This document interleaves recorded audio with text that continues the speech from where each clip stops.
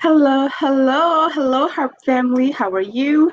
Welcome back to another Let's HARP About It live. Yeah, we're live on Facebook. Tell your friends, tell your family, tell your loved ones, and your frenemies too. I appreciate you guys joining us on our Sunday session today. And we'll be discussing the criminal injustice system in context of harassment and assault. And obviously, as y'all know, this month is what? Mental Health Awareness Month. So all that wrapped up in one. And I have an amazing guest. I have Alex Domingos with me today. And so we will be, just having another open discussion, and the point of, again, for the point of all these episodes of Let's Talk About It is to do what? To normalize these conversations, because oftentimes they're not happening as often as they should and as confidently as they should. We need to be providing safe spaces, creating intentional safe spaces for people to discuss these oftentimes uncomfortable, but very necessary conversations. So I will bring Alex to the show. Come on through, sir. Hey, Hey! Winnie, how are you? I am well. How are you? I'm good. I'm good. Thanks for having me. Absolutely, my pleasure. So yeah, when we talk about a criminal, first of all, hold up. I don't. I got too excited as always. So I would first like to give you a moment to introduce yourself to the people for those who don't know, who happen to not know you. Yeah, for sure. My name's Alex Domingos. I am a senior field organizer with the ACLU of Pennsylvania, working with our campaign for smart justice. I'm also a member of Dauphin County Bail Fund as well here in Harrisburg. Yeah, so that's me. Yeah, that was great stuff. Thank you. Oh, and also this weather done changed like crazy. My Yeah, my it's a lot. It's a I don't know lot. what to do. I am I'm like, whoa, I'm hot. But forgive me, y'all. I am doing my best here to do all this. But yeah, so let's get back into it. So first of all, I think one of the things people overlook when we talk about the criminal injustice system um, is that it is a system. It's not just one party, it's not just one thing. It is a whole system and a structure that continues to perpetuate injustice in the name of justice, right? So maybe can you tell us a little bit more about that? Yeah, 100%. And I think that's a really crucial point. Really happy that we're starting with that. Just because whenever these issues sort of bubble up to popular consciousness, whether it be through the media or through like a tragic event, so often the conversation gets shifted towards like individual officers or like what was in the heart and soul and the mind of like the individual actor that may have that wears a uniform that may have perpetuated harm in the community, right?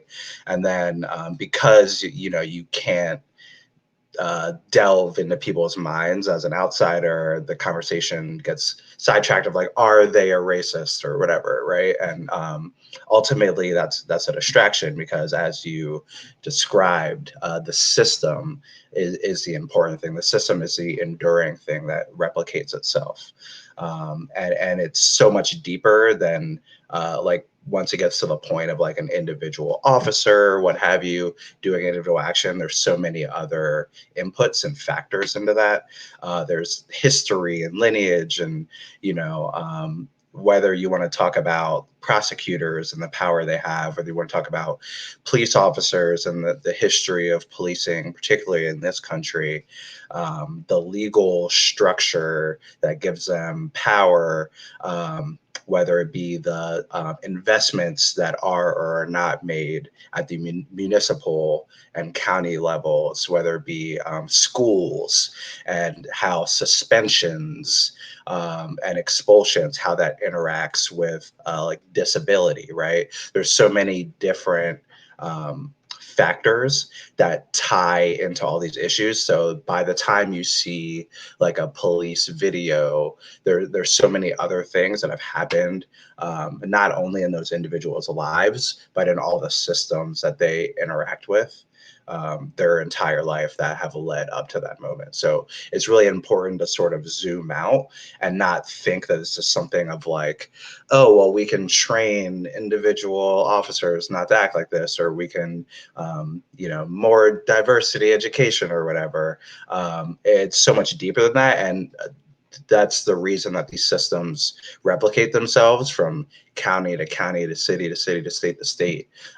If it were a matter of individual actions and beliefs, that would be one thing. But we've seen that this is, as long as our country has been a thing in terms of like the United States of America and like that settler colonial project, right?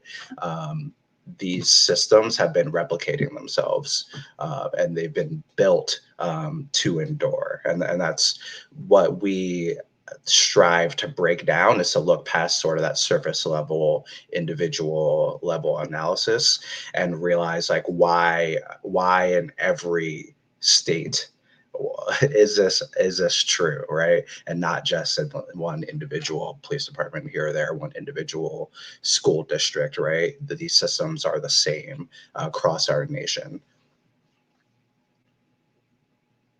Sorry, I'm muted because I'm usually like, oh yes. So I was trying not to be a distraction, but family. So also I was taking notes, if you so, on some of the key things you already touched on in that quick. So I was rambling, so feel free to hop in. No, I threw a lot in there. No, yes, and literally like it was perfect because not everybody can watch the full hour, and but if somebody even literally just only watches half of this, they will have caught a lot just on a high level of the systems of inefficiencies, the systems of intentional disruption. I would say the systems of just built-in areas of how can we continue to perpetuate injustice in the name of justice, right? So that we can continue to subjugate certain demographics. And one of the things that I've been saying a lot lately, because it hit me one day as I was thinking about these issues, and not only in context of policing, but even just in the way certain communities get resources. Because one of the things we hear often is like, oh my God, the crime rate is this high in Chicago, or even here in our city, Harrisburg, where they're like, the last year it was like per capita, it was like higher than Chicago, while the incumbent mayor is like, no, crime actually went down. I'm like, well, that says a lot about how you think about, your level of success and progress, because that's one of his big initiatives. And so for me, I realize that they're in a very real way, that although the system, the justice system, the nation, this current nation, although it legalized Blackness, it did not decriminalize it, right? So when folks were allowed to be like, you're now full human, you get to count as a full human and maybe vote, but we'll continue to add hurdles so you don't actually get your voice heard, it's like, but look, this paper says this. But if you read the fine print, it still says we can still criminalize your Blackness. And we see it even when you look at the incarceration rates, right? It's usually more skewed, right, to have more Black and brown people, especially when you consider per capita concentrations in cities as well as city, states, and nationally. Like these are very real statistics, right? And often people are afraid to talk about that because they're like, oh, because we also hear when we see these incidents of local homegrown terrorism, they're like, but these people kill themselves, they kill one another. I'm like, y'all want to talk about Black and Black crime, but also y'all hardly ever talk about white on white crime, or Asian on Asian crime, or Latino on Latino crime. Like, I was like, right. And sorry to hop in, but yeah, you brought up like two really important points that I just want to touch on. You're dropping gems already. That's why I love coming on the show. I really appreciate how you pointed out how this is why, like at the ACLU, right, we don't call it the criminal justice system, we call it the criminal legal system, because it's not about justice, right? And our system of laws, our regime of laws, really has worked to criminalize communities. You see that most clearly, I think, in the war on drugs is like a perfect illustration of that. Historically, like how marijuana, cocaine, and heroin have each individually been used to criminalize certain demographics of people, and how those legacies continue. Like even with marijuana now, we see while some of the same people that were crafting the laws to lock people up for marijuana are now profiting off of it. Majorly. Majorly. Exactly. And then you see it, in how it's not necessarily even about actions, it's about your identities and communities, how LGBTQ plus T people are overly criminalized, people with disabilities. I come back to a lot, which I think is something that like the wider criminal legal like advocacy system, um, I think has some ways to go to like uplifting that community even more, how huge percentages of people that are incarcerated are differently abled, right? And also another important point you brought up is, and why I love the show and the concept of HARP, is that the abolitionist idea, learn a lot from like Miriam Kaba and a lot of other great abolitionists about separating crime from harm. How like we are told really that like crimes are bad, right? And that the police are there to handle crimes, and how politicians then will use these statistics that they control, right? About crime rates and how separate and distinct that is from actual community safety, right? That's why Americans say like, well, the crime rate is going down. But when you talk to people in community, they don't feel safe, right? Because those like coordinates, for lack of a better term, are not really coordinated. And also how the term crime serves to like separate policing from the harm it does in community, right? When we look at crime, we're not thinking about how the police can come beat you up, right? And that's considered legal. That's their main tool, right? The only thing that separates police from like a violence interrupter community program, right, is that they're allowed the monopoly of the use of force, right? They can come use force upon you, and that's not seen as crime. How until very recently in Pennsylvania, a police officer or a correctional officer could have sex with someone that was under arrest or under their authority, right? And then claim that it was consensual, right? And then they had to pass legislation, which is like to say the most I think obvious thing in the world, that someone in that position cannot give consent, right? And then even that, we see that these systems, how they're not about justice, right? It's about the regime of legality, where they even snuck in new mandatory minimums in that same legislation. So even if you can take a step forward, the system persists and the system replicates itself, and tries to maintain its own power. Yeah, that's why, just to reiterate, I really love how your program, we focus not on crime but on harm, and how to address that in sort of all of its facets, outside of the framework of what the criminal legal system tells us is a crime, or what is real harm, and what is just a matter of doing business. Family. Yo, again, this is why I love guys. Because again, we get to learn. That's secretly part of why I do this. It's because I am all about education and information, education and awareness, community empowerment, advocacy, family. Because you just you just dropped some hot knowledge on me right there, especially when you brought up the point of how this implied consent about what a police can or cannot do, which is why, again, when I talk about legalized abuse, right?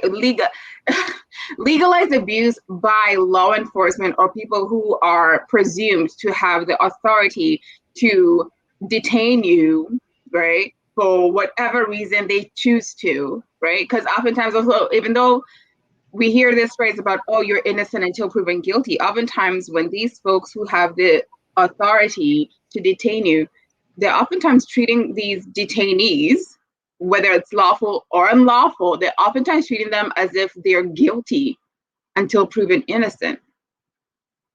That's why that's why one of my biggest concerns is also this, we've talked about this before, is about the pretrial sentencing, so pretrial bond Mhm. uh, bond setting, right? Yeah. Where, because we've seen it even recently here locally, where a particular person was stopped for an alleged traffic taillight incident, and throughout the interaction with the police escalated it and ended up, detaining this person. Actually, they never really even told him that he was detained.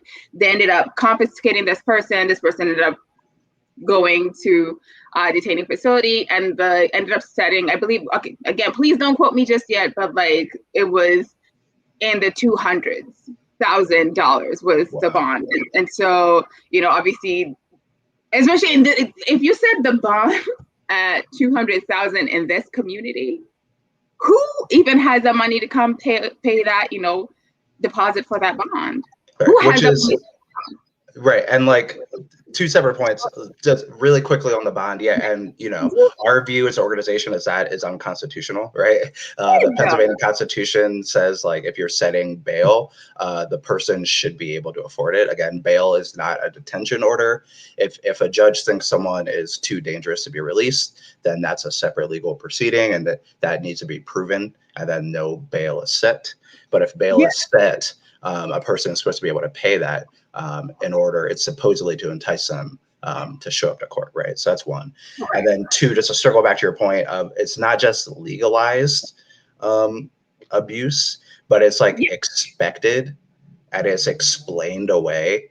And we see Yeah. that it even filters in the community, like whenever someone is brutalized by police or law enforcement, whether it be correctional officers or what have you, right? It's always like a huge percentage of not only law enforcement and the government, but also even the population, right, will search for reasons like, well, why, and try to absolve the officers, Ooh. right, and sort of say like the "you had it coming" sort of thing, which I think is not foreign to the assault realm in general, right? That victim blaming mentality, where we don't look at people who are employed by us, the people that are supposed to be experts, that we spend thousands of dollars training, right? They are not held to any sort of real standard. Mhm. And then folks who are encountering them are expected to be the experts and be responsible for not getting assaulted. So yeah, again, two super important points you raised. Yeah, thank you very much for touching on those and delving into those. So yeah, it was the bail, that was the bail set, and obviously the person had to come up with at least 10% for the bond, right? And so, to me, listen, especially in communities that, again, when you know what the median income, because I'm sure that judge is aware what the median income is, and you're aware of that individual's, access to funds. Because I would hope, if you don't know, at the very least ask them. Like, if you know and you're aware that this person has access to this amount of money, or like, how, like, to Well, me, so that says something. That sends a very particular message and to the community. And that's one of those things I really want us to really begin to look at holistically, understanding what these people who, and oftentimes these are positions that we elect these folks to, oh right? yeah, Because definitely. we just Especially, had I would. It's likely a magisterial district judge who set that yeah, bail. yeah. Very likely, and Mhm. what they are supposed to do is like a very rigorous not investigation, but they are supposed to find out your entire financial picture to be able to, again, post a fair bail amount. But what we found doing court watching across the state, we haven't been inside every single courthouse, but this is very common across the state and across the Yeah. country, is that these bail hearings often last only a couple of minutes. Yeah. There's not really a lot of due diligence or thought put into it, like these incredibly consequential decisions. Because we find that pretrial detention is I believe it's the most dangerous point of incarceration. Like the most deaths happen in pretrial incarceration. You think of like Sandra Bland, Yeah. and other cases like that. All that happens in pretrial detention. It's the first, I believe, like 72 hours or something like that are often the most deadly in terms of incarceration. So these are incredibly consequential decisions that are supposed to be, again, pretrial detention is supposed to be very rare. Only when circumstances are so like egregious where public safety demands it. And then, like I said, when bail is set, it's supposed to be contingent on how much money you actually have. So I don't know that person's finances, right? Maybe they're paid, right? And that was a fair amount, but often, very, very often, that is not the case. And I don't know too many people that have 200,000 sitting around, Or right? 20,000 just Yeah, sitting, yeah, and just also sitting around that they can. of what that would mean to your holistic financial, health and wellness. You know, Yeah, you know, if they decide to move forward, then I would hope give somebody, you know, just give somebody a fair chance. Then, if you choose to continue to proceed with the adjudication, given the opportunity to then truly have the option of getting the best legal aid they can. Because for me, that's how I look at it. So, as I mentioned, we just had our local elections here when we were selecting several positions for judge seats. So I believe there was in the court of common pleas, the common law court, supreme court seats, and obviously magisterial district judges. We had quite a couple of selections. There are so many judicial positions that we have to vote on during our local elections, which is so important. I keep reminding people it is so important to be active and civically engaged in your local politics if you would like to change the governance of your local, runnings of your local government. very true. These, And if I can just give a quick plug, absolutely. ACLU of Pennsylvania this year, especially and going forward, we're putting a big emphasis on magisterial district judges. If you care about criminal justice reform, magisterial district judges are among the most important elected officials to pay attention to. They're like your neighborhood level judges. They're the ones setting bail a lot of the times. They are some of the biggest drivers of mass incarceration.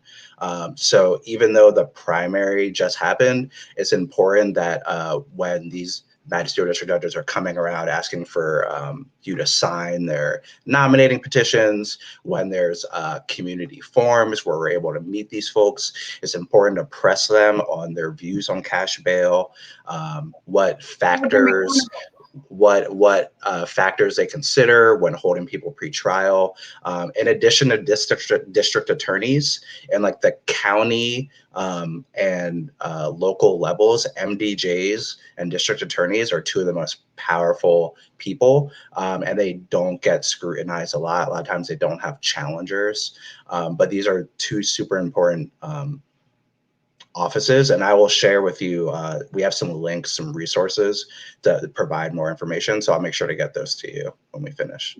Yes, please, Drew. Yeah, because to me, I'm like, these are really important issues that we need to be very cognizant about. Because it's one thing for us to be like, we don't like the way this judge is adjudicating in our community. So we don't like the way the governance. Because even like as I was doing some other interviews here locally, I did interview a couple of the MDJ candidates.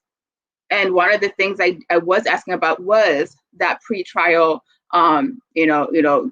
setting of bails and bonding, and also, like mandatory minimums. And I believe, there are some states that have removed or do not require mandatory minimums settings.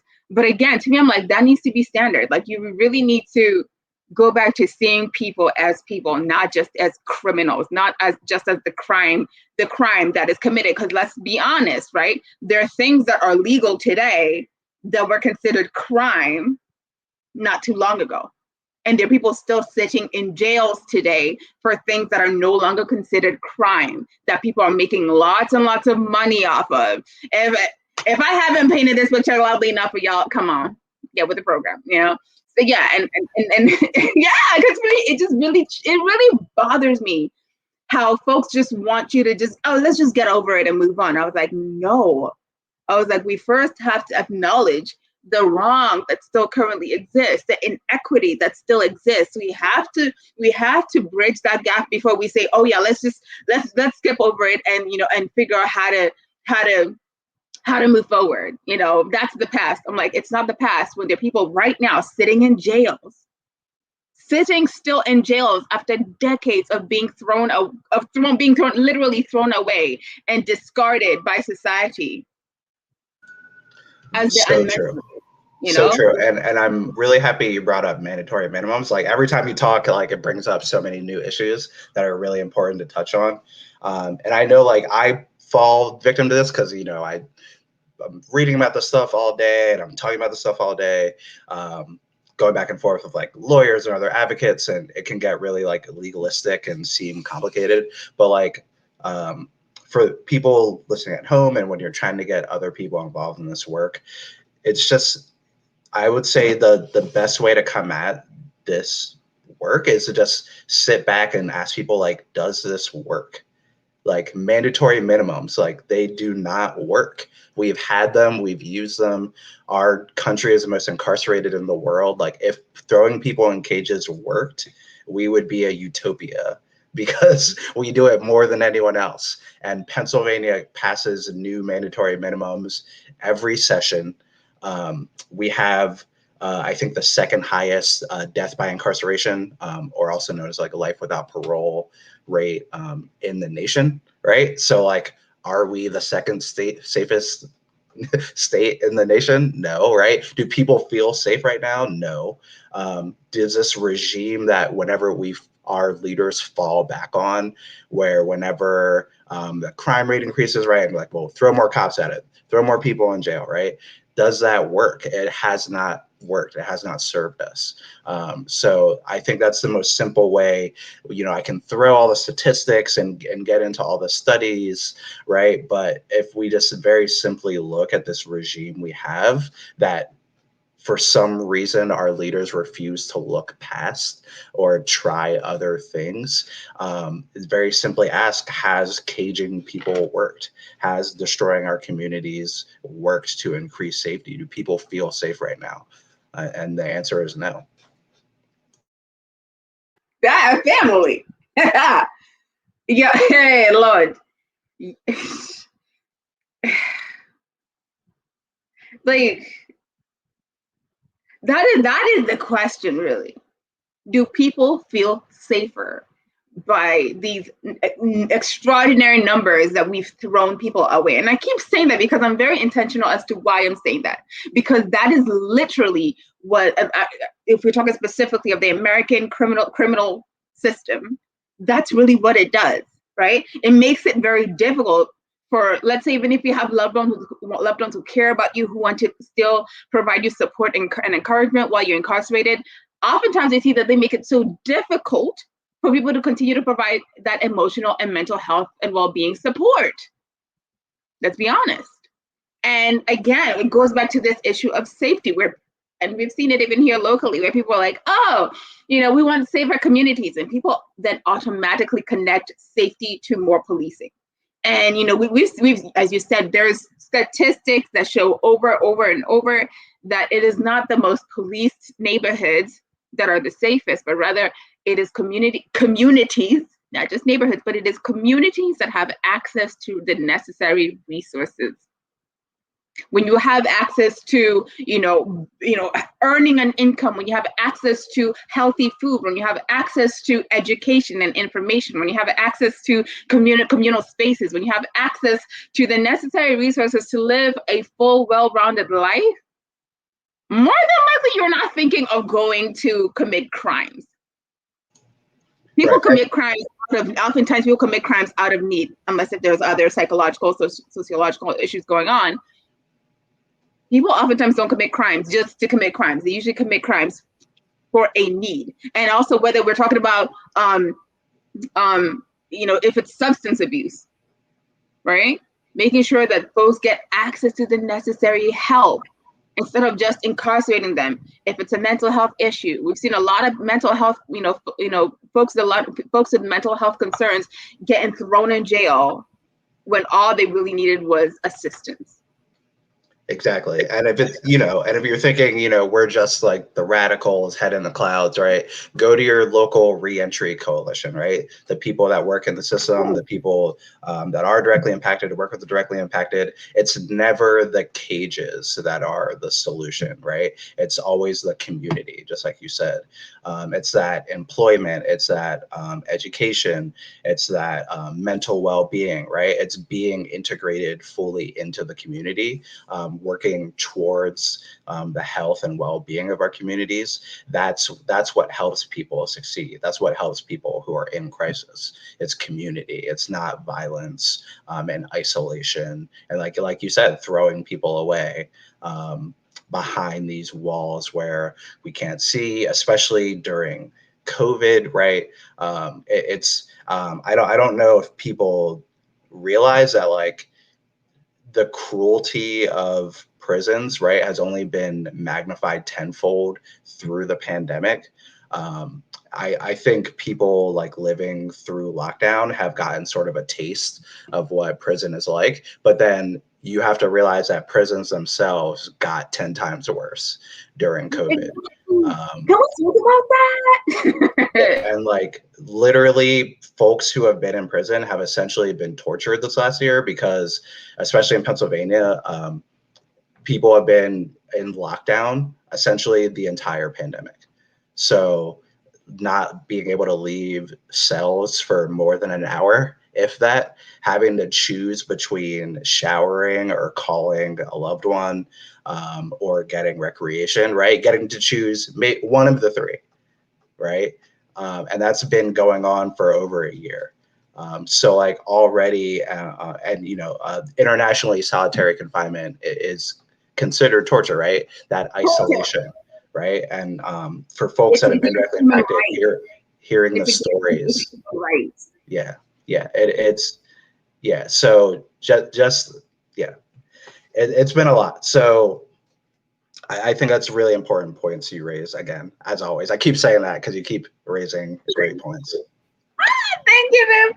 Because family, and I'm glad you brought up the kind of that. We know this is not. We're not saying that this is equal to the other. We're just saying that this COVID quarantine has, in a very small way, helped people get a taste of what it feels like to be cooped up in one place and told you no longer have the full freedom that you're used to, right? And we saw people going crazy within 3 months of being requested to just stay in your house, please stay put. And mind you were not being told to stay in one room. You were being told just please stay indoors, where you can move around freely. Nobody's telling you when you have to be up or when you have to go to sleep, when you have to go exercise, when you have to eat. Because we saw one of the common memes where people are like, oh, all day this is what my fridge sees. Your face in a robe, right? People are not telling you what you could wear. People are not telling you how to move or when to move or where to move to. But folks are still going I can't do this. This is crazy, right? And I will say for me, that was one of those things where I had that moment of holy cow. And I have a lot of space in my where I reside. I have a lot of, to me, I feel like I have more than enough space. But even with that understanding, I was I still felt somewhat restricted because it was less about being here and more about I don't get to see my friends and loved ones. I don't get to communicate with them as often as I'd like to, and even though we could do the Zooms and stuff and the phone call, it's different when you can see them, when you can hug them, right? And then also like, the limited access to human touch in these facilities, in these incarceration facilities, where you have to see your loved one through a plexiglass.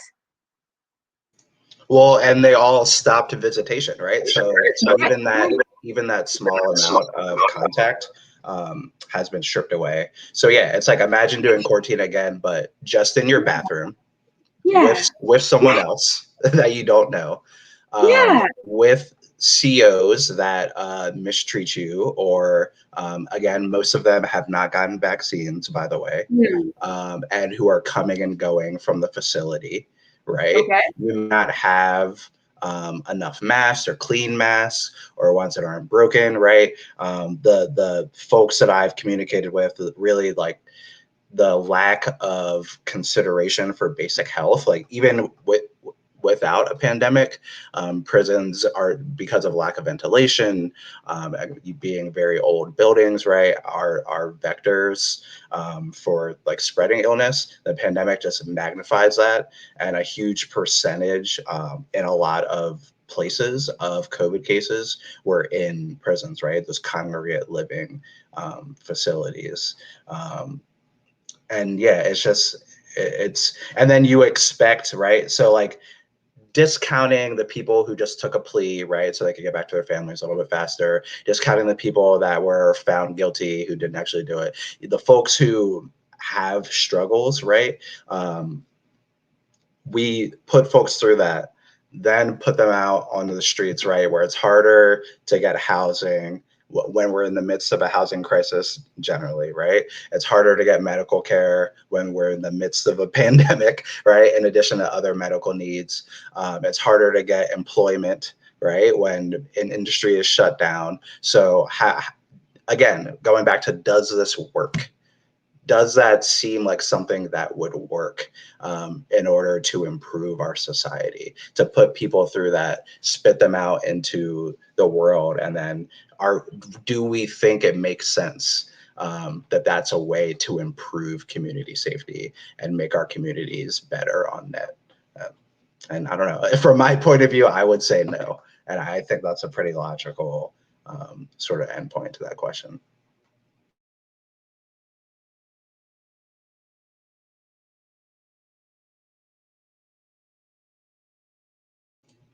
Winnie, you're muted on my end. Great, thanks. I do that all the time, and sorry about that, guys. Yeah, I was saying, this is why I love talking with other people because we really begin to unpack the layers of inefficiency, of systemic oppression, of built-in white supremacy and racism, right? Because and the new word, one of the new vocabulary words is settler colonialism. Colonialism, rooted in good old-fashioned colonialism. But like settler colonialism is, obviously it's how, colonizers come in and, have their own identity while being, not in their original space.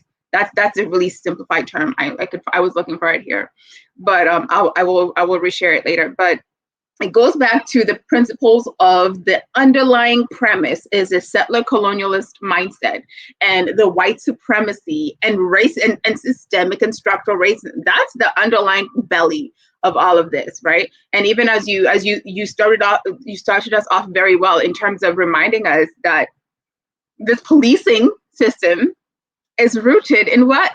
Slave catching and slave patrolling. And a lot of people don't really put two and two together. A lot of people forget that part, which is why I keep saying, if we're going to tell the story, we got to tell the whole story. Start from the beginning.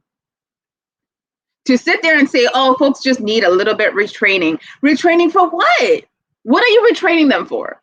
Because you've clearly seen, you've seen what kind of training folks get currently, and we've seen the outcomes. And for folks to keep assuming that it's an individual problem, that particular individual needs to be retrained on handling a gun or identifying the difference between a gun and a taser, the protocols of when to use this taser versus when to use a gun, implicit bias training. Listen, there's not enough training. I'm going to be honest out here. I don't mean to be a pessimist. I'm a realist when it comes to this. There is not enough training in this world that you can do to teach somebody how to not be racist when they are intentional in perpetuating racist ideals.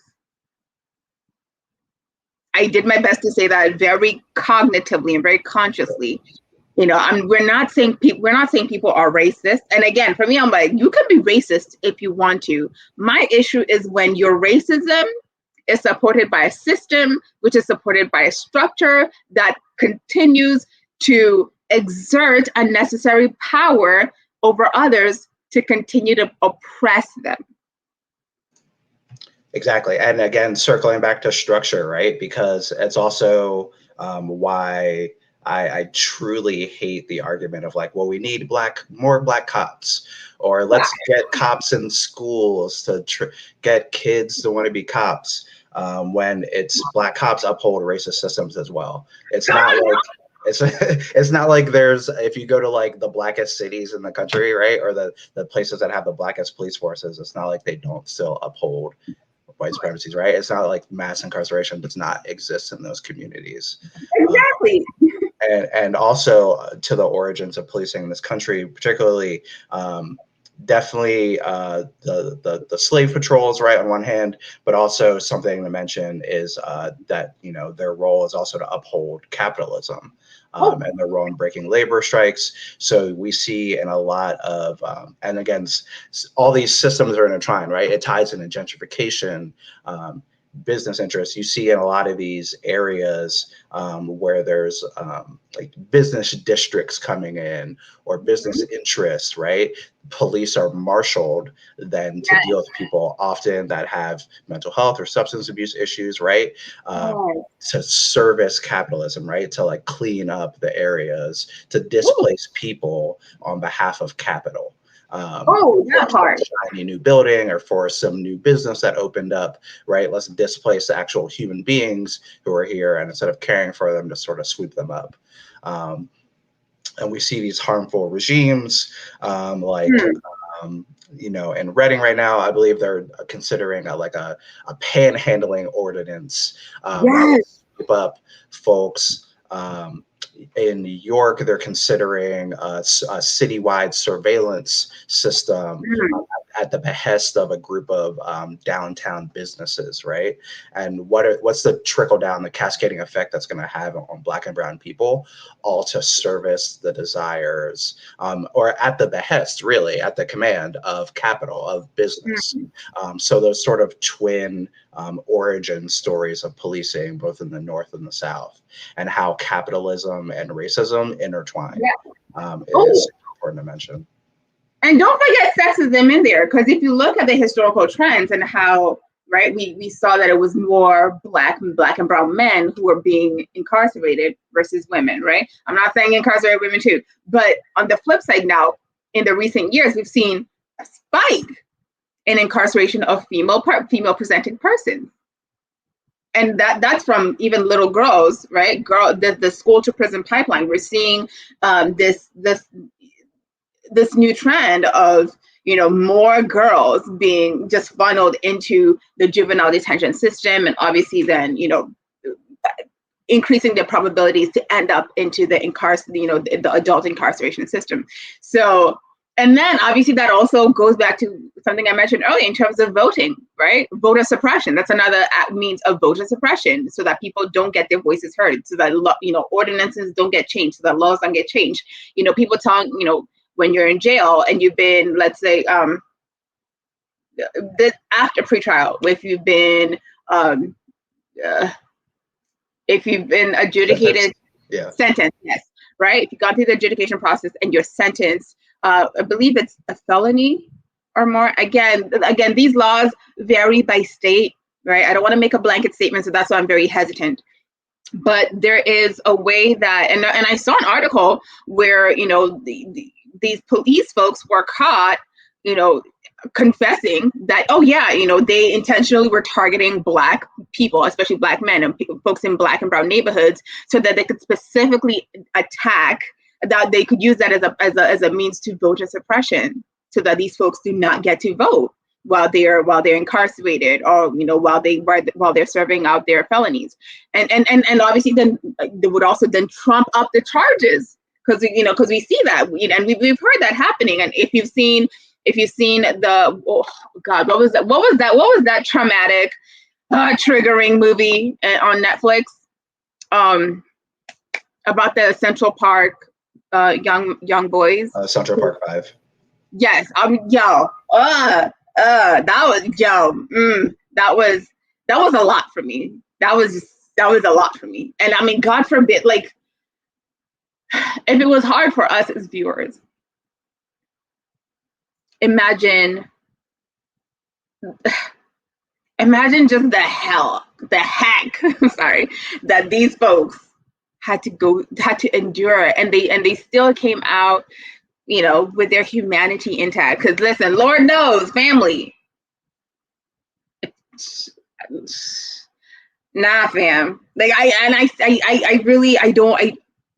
whenever I see folks who have been unlawfully imprisoned for decades, and they come out, and their first answer is like, oh, I've forgiven them, I forgive them, I just want to live my life. I was like, that is a particular kind of grace that I know I currently do not have in me. I do not have that in me. And for me, I'm more like, we need to change these laws. We need to hold these folks accountable today. Actually, last week, we need to hold these MDJs accountable. We need to hold these DAs accountable who are sentencing folks to ridiculous amounts of time for very frivolous allegations most of the time. Because we've seen it. You mentioned it, and this is the worst for me. This is the worst part, when it's like so many names to remember that you can't quite remember the one particular. Because to me, it's just like it's another day, it's another name, it's another hashtag. For me, that's the stuff that really just like, it really cuts me to the core. It's another day, it's another name, it's another hashtag. And it's oftentimes it's just another Black or brown face, whether it's male or female, or however one chooses to identify. Yeah, it's so powerful and so true. I think for a lot of us, right, there is a name that brought us into like this work or caring about these issues, right? And that's the thing that this system is so good at, that we have to fight back against, is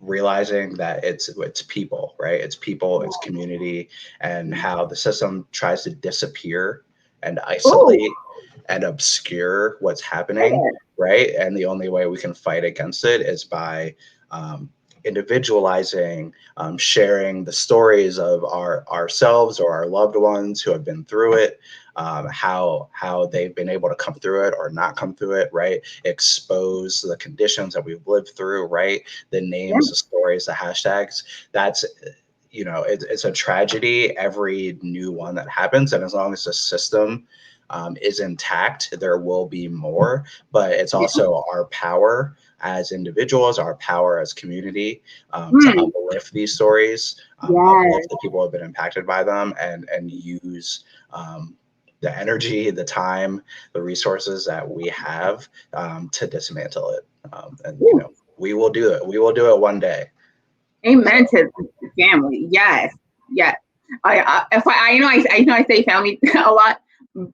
We're not officially related, but I call it. If I don't call you family, please understand there's a reason for it. Understand that. Because to me, I look at all of us.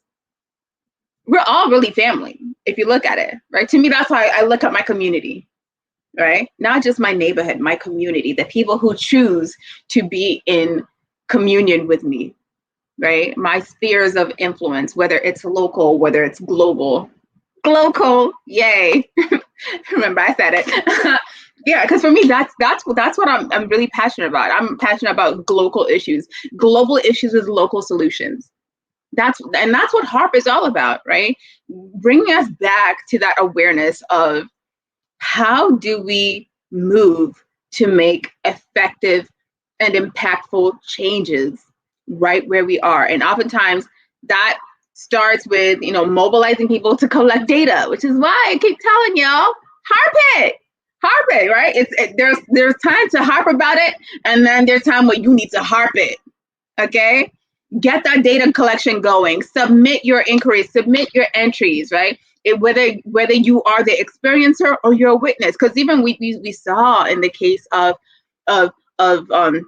George Floyd and the many others that oftentimes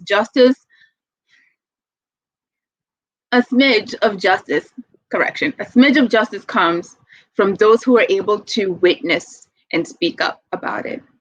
There's value in being the witness, in being a witness, right? There's value in being the advocate. And I was doing another live yesterday on my IG side, and when I was doing definitions for people, when we talk about to advocate, right? To advocate, doing advocacy work, or to advocate is, it's rooted. The etymology of it is rooted in the Latin word advocare. That's the root of it. And that, the simple definition, as I recall, it was to lend your voice to something, to lend your voice to those in need, to lend your voice in the aid of another. And again, it was typically used in context of adjudication proceedings, right?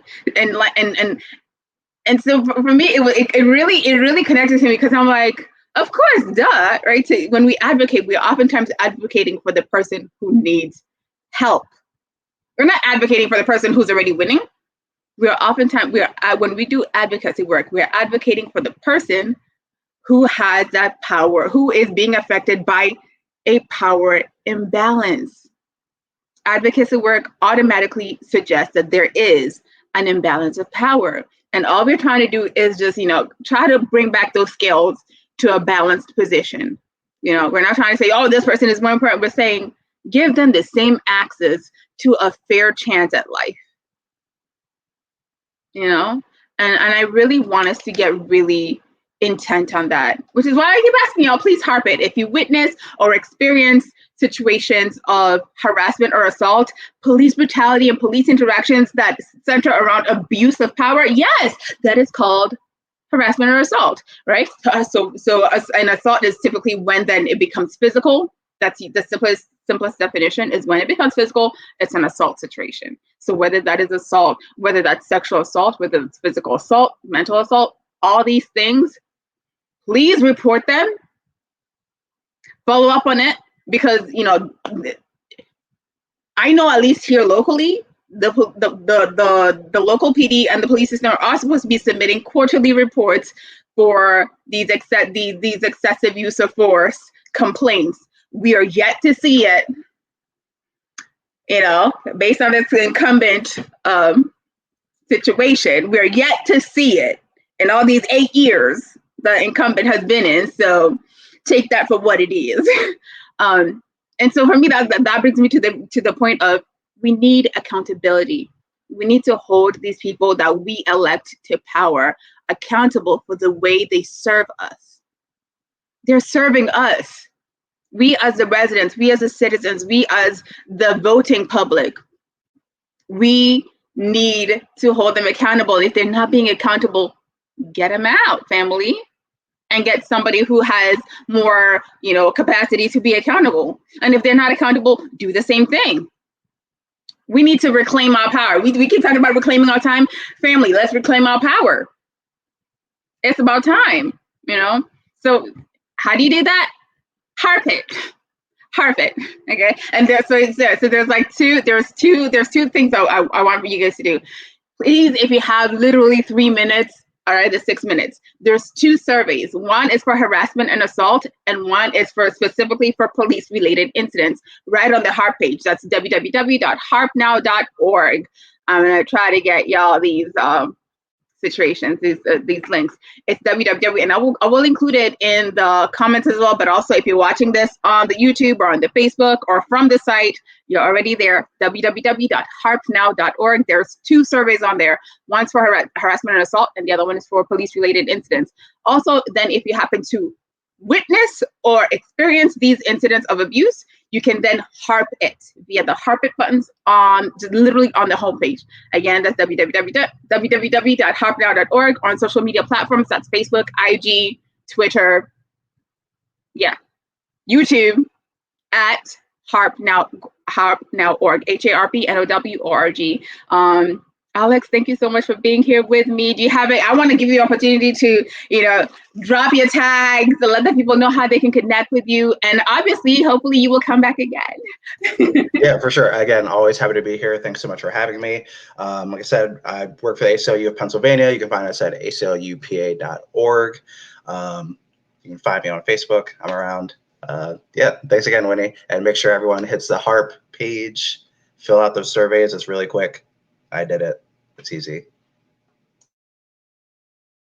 Thank you. I appreciate when people know how to follow instructions. And that's the thing. It's simple. We waste so much more time doing more ridiculous things out here. Okay. Forget a reel. If you're new to making reels on these Instagrams and stuff, it's going to take you longer time to create a reel and post it than it is going to take you to fill out a survey.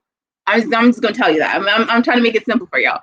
So, but again, I really thank you so much, Alex. Thank you so much for sharing your knowledge. Thank you for sharing your experiences. Thank you for sharing these resources, these essential resources. Because again, people oftentimes don't even know where to start. So, if we can give them somewhere to start in terms of being able to hold their local governance, the local politicians, the local judicial personnel accountable. Family, there are so many court systems within our states, within our cities, within our boroughs.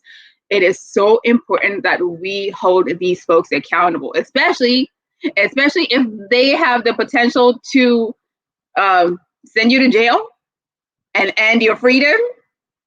Family, pay really close attention to these folks that we're voting in. Pay close attention to these folks you're voting in, because they're the ones responsible for not the safety, but more of the mental health and the risk to your wellness and well-being in the community. And also, they're responsible for perpetuating or abolishing these toxic, abusive systems of power. That's really what it comes down to. They are the ones, if you vote them in or allow them to stay in, these adjudicators, these judges, regardless of what level of service they're operating in, these judges are the ones who are responsible for perpetuating and supporting and feeding back into these toxic environments that continue to perpetuate oppression, or they're the ones who will help dismantle these toxic systems of oppression rooted in what? Racism and white supremacy and settler colonialism and just, good old-fashioned colonization. However you brand it, it's the same thing, okay? It's a new day, and I really hope we understand this, family. Advocate for the next person whenever possible. Step in whenever possible. And all in all, keep using your voices. Keep speaking up for yourself and for the next person. And I hope to catch you on the next Let's HARP About It. Also, quick plug. If you have a particular topic you want us to talk about, I have already plans for, a couple of sessions, but fam, if you have a particular topic you want to see, let us know. If you'd like to be featured or, your story featured, get into the DMs. Otherwise, thank you for your time, and I will catch you on the next Let's HARP About It. Ciao, fam.